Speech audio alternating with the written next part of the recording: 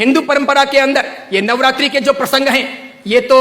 देवी मां की उपासना के लिए थे। नवरात्रि पवित्रतम रात्रियां कही जाती है, पवित्रतम दिन कहे जाते हैं। यह आसो जो चैत्र महीने में आती है, यह साधना के लिए, मंत्र साधनाओं के लिए, ब्रह्मचर्य के लिए, सत्व को प्राप्त करने के लिए, इष्ट की सिद्धि के लिए, अंतरतम की शक्तियों को जगाने के लिए, कुछ अच्छा हासिल करने के लिए होती हैं। समझदार हिंदू और समझदार जैन श्रावक श्राविका और समझदार हिंदू और समझदार जैन साधु संत इन दिनों में साधना में बैठते हैं, मौन रहते हैं, ब्रह्मचर्य का परिपालन करते हैं और आगे बढ़कर के शक्तियों को साधते हैं। उस जमाने में देवी माता की आरती करना, घट स्थापना करना, देवी माता को रिझाना और पुरुष एक तरफ, महिला एक तरफ, महिलाओं की जगह में, पुरुष की जगह में, देवी माता को बीच में रख करके मात्र उनके हाथ से गरबे लें और इस प्रकार उनकी भक्ति करें। यह परंपरा थी नवरात्रि की। उसके बाद में मात्र गुजराती स्टाइल में डांडिया आए थे, तो बहनें बहनों में खेलती, बीच में देवी मां की स्थापना की जाती, पुरुष में खेलते और इस प्रकार नौरते रखते, नवरात्रि पालते, खान पान का ध्यान रखते। उन दिनों में कोई शराब नहीं पीता, गुटखे नहीं खाता, चाय तक नहीं पीता, व्यसन नहीं करता, अलग अलग शयन करते, पति पत्नी अलग अलग रहते, ब्रह्मचर्य की साधना करते, संपर्क नहीं करते, शुद्धता प्राप्त करते और इतने सारे भोग विलास की जिंदगी के बीच में, इतने सारे विषय वासनाओं के बीच में कोशिश करते कि कुछ दिन पवित्रता के साथ बिताएं, ताकि देवी माताओं के सानिध्य प्राप्त करके हम शक्ति संपन्न बन सके, उनके आशीर्वाद अपनी जिंदगी में फल सकें। गरबे गई, फिर डिस्को आया, नाना प्रकार के धुनें आई, नाना प्रकार के गायक आए,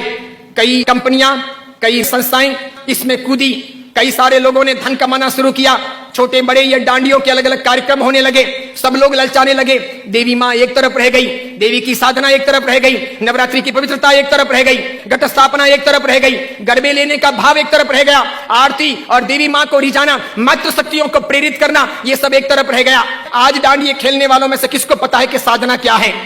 ब्रह्मचर्य क्या है, ये क्यों है नवरात्रि, इसका हेतु क्या था, इसका रीजन क्या था, ये क्यों खेलनी चाहिए या नहीं खेलनी चाहिए, तो क्यों नहीं खेलनी चाहिए। मेरा ही नहीं, भारत के कई सारे अखबारों का, कई सारे समाजविदों का,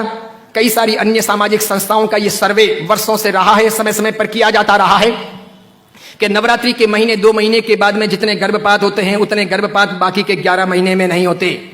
तो ये व्यभिचार नहीं है तो क्या है, ये दुराचार नहीं है तो क्या है, ये जीवन की भ्रष्टता नहीं है तो क्या है। इस बात पर मैं कुछ वर्षों पहले बोला था, अभी किसी ने वो वीडियो वायरल कर दिया और उस वीडियो को लेकर के अखबार ने लिखा। मैंने कहा जो सच है वो सच है कि हम अपनी साधनाओं को बचाएं, बेच ना दें। हिंदू धर्म की परंपरा हो कि जैन धर्म की परंपरा हो, कोई भी उत्सव महोत्सव हो, मैंने समय समय पर यह भी कहा था, गणपति अगर हिंदू धर्म के देवता हैं और गणपति के महोत्सव अगर मनाए जाते हैं या उनका आराधन अगर किया जाता है तो उसमें कहीं जुआ नहीं खेलना चाहिए, शराब नहीं पीनी चाहिए, गणपति के नाम पर तमाशे नहीं करने चाहिए, लड़कियों के साथ में नाच गान नहीं होने चाहिए, गणपति लड़कियों को छेड़ने के लिए महोत्सव के तौर पर नहीं आ रहे, लड़कियां अपनी जगह पर हो, पुरुष अपनी जगह पर हो, वहां शराब नहीं पी जानी चाहिए, उनके पैसों का प्रपंच नहीं होना चाहिए, गणपति को सेलेबल नहीं बनाया जाना चाहिए। हिंदू धर्म अगर इन चीजों को नहीं संभालता है तो धीरे धीरे भारतीय संस्कृति का विनाश होगा।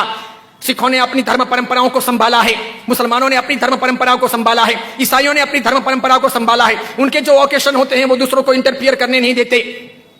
वो उसमें घालमेल नहीं करते। हिंदू और जैनों को इस बारे में सावधानी रखनी आवश्यक है। कल ऐसा ना हो जाए कि पर्युषण महापर्व के दिन आए या आखातीज का दिन आए या कार्तिक पूर्णिमा का दिन आए और कोई उसे किसी प्रतिष्ठान के नाम पर प्रोजेक्ट कर ले कि चलो अब महोत्सव को इस प्रकार मनाएंगे, उस प्रकार मनाएंगे, तो 25 साल 50 साल के बाद में ऐसा हो सकता है कि हमारी होली की आराधना या हमारे पर्युषण महापर्व की आराधना का रूप रंग बदल जाए। जैसे मैंने नहीं कहा था कि मात्र संगीतकारों को बुला करके हम 9 दिन की भक्ति रख लें, सुबह भी भक्ति, रात को भी भक्ति, ठीक है, और इस प्रकार पर्युषण आगे बढ़ जाए और अच्छी खासी संख्या के अंदर वे आधुनिक संगीतकार आधुनिक धुनों पर बहुत गाएं और नौजवान लड़के लड़कियों को मजा आ जाए, सब वहीं पर जाएं। तो 10 साल 15 साल तक अगर ऐसा चले तो आज एक ने किया, कल दूसरा करेगा, परसों तीसरा करेगा, अब चौथा करेगा, धीरे धीरे साधुओं के व्याख्यान में कोई नहीं जाएगा, पर्युषण महापर्व के प्रवचन एक तरफ रह जाएंगे, कल्पसूत्र जी हवा खाते रह जाएंगे और पर्युषण का रूप बदल जाएगा। ये नहीं हो सकता, ये नहीं किया जाना चाहिए। मैं इसलिए कह रहा हूं कि मेरी जिंदगी तो बहुत छोटी है, मैं तो कल दुनिया से चला जाऊंगा, लेकिन भगवान के शासन की परंपराएं नहीं मरनी चाहिए, हमें उन्हें जिलानी होगी। हमारे बच्चों को ये पता नहीं, उनको तो क्या है, नाचना गाना कूदना घूमना फिरना अच्छा लगता है, उन्हें सामाजिक प्रतिक्रमण ना अच्छे लगे, बिना पंखों के रहना उन्हें ना अच्छा लगे, लेकिन जरूरी यह है पर्युषण महापर्व की पूरी प्रक्रिया, उसकी साधना की सारी व्यवस्था समझी जानी चाहिए और इसीलिए हर बाबत के अंदर सावधानी आवश्यक है।